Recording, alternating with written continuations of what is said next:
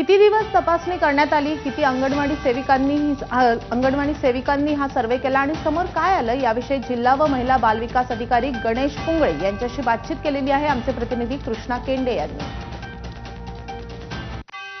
त्यासोबत छत्रपती संभाजी नगरचे महिला व बाल विभागाचे अधिकारी आहेत। मला सांगा की हा सर्वे नेमका कसा केला गेला आणि किती दिवस हा सर्वे चालला? सर, साधारणतः 1.5 महिने हा सर्वे चालला। आपल्याकडे एका कुटुंबामध्ये 2 किंवा 2 पेक्षा जास्त असणाऱ्या महिला आणि वयामध्ये 21 पेक्षा कमी आणि 65 वयापेक्षा जास्त असणाऱ्या महिलांच्या याद्या शासनाकडून प्राप्त झाल्या होत्या। आपण त्या तालुकानिहाय याद्या बायफर्गेट करून तालुक्याला CDPO आणि जिल्हा कार्यक्रम अधिकारी यांच्याकडे पाठवल्या होत्या।